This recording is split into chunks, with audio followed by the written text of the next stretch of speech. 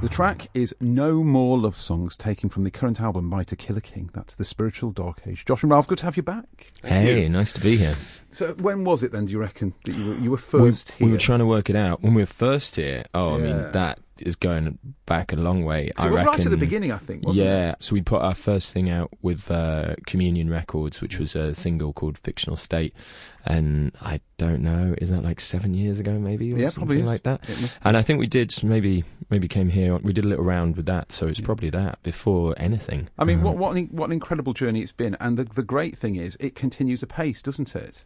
Yeah, I mean, after the first two albums and like 3 EPs, we took a little bit of time because the second album we were writing on the road, and we decided we really didn't want to do that. We wanted to be in one place. I suppose also do some things, because at that point it was sort of 4.5 years of just touring, really, and that's kind of what our lives were. And I think you maybe need a little stop to find some things to write about, you know what I mean, that sort of stuff. So we're really pleased we did, because we're really pleased with the end result. Absolutely. Well, congratulations on No More Love Songs. Let's deal with that specific track first. Do you remember where it came from? I mean, I think it's this thing of, it's definitely like after a breakup and then realising that you've got to sing those love songs on stage, you know what I mean? And the memories and the things that they sort of carry with them. But it is also definitely a little bit sort of tongue-in-cheek, you know what I mean? It's the guy sort of being like, you know, I'm not going to write any love songs, but obviously you know that you will and that sort of thing. And I think he, on the album there's love songs as well. I think there's maybe like 2 tracks after it. There's No More Love Songs. The Spiritual Dark Age we could be forgiven for hearing that title and thinking, oh, there's going to be gloom on this album, and it's not gloomy at all. Well, yeah. Well, thanks for saying. I mean, I think it's the main sort of message that I think is going through it is hopefully the one of compassion. So there's a track called Compassion is a German word, and I kind of think that's the sort of, I think it's an album that's got a few little questions and stuff, and hopefully that is the little bit of an answer that we try and give, although they're questions which are quite difficult to give short, concise answers to. How is the tour going? The tour is amazing. So we had a day off yesterday, but the night before we were in Leeds, which is my hometown, and it was just, I think it was the best show we played in Leeds. It was so much fun, and the crowd they just seem to have a lot of energy. I think because we've been away for a while, it's just great. They're all singing along, they're all dancing. We've had some absolutely crazy times in places that we've never played before, like Hull and Sheffield.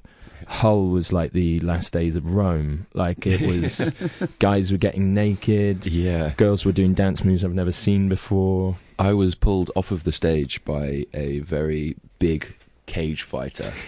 And are you sure this wasn't a dream? I mean, I did pinch myself, but so we all spotted him in the crowd, and he'd taken his shirt off, and then Ian from Childcare, who was supporting, also took his shirt off, and the cage fighter picked him up like he was a feather and just held him.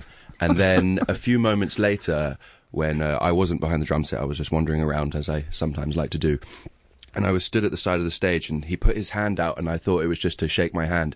So I reached down to shake his hand, and he just pulled me straight off the stage. And, you know, it quite jovially, like quite friendly, but also quite intensely. And then we had a little dance, and he spun me around in circles, and then I went back onto the stage. I mean, your gigs are always good, but I've not been aware that you've whipped people to this degree of euphoria before. I've got to say, I think this has been the most enjoyable tour that we've been on so far. I think we're enjoying it because we've been away, and I think, I don't know, I suppose people have been living with those songs now for X amount of time, and they mean something to them. So it's just been great. And then, because we normally meet people after the shows, and just there's been a lot of emotion going around. It's just been great. It seems everyone's got a little story about something.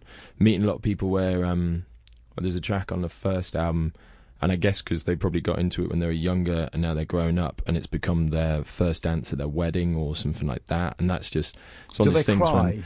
There's a few people, little tears and stuff like that. But I suppose just when you hear something like that you've been a part of someone's big day, you know, you're just like, wow, it really does hit you, and it's just so nice. Because I know Emma, who works on the show, she's worried about crying at the gig. Oh, really? I don't think I've ever heard her say that before. Thank you for calling. It's great to have you back. 7 years down the line. Have a great gig, and congratulations again on the album. Thank you so much. Thanks a lot.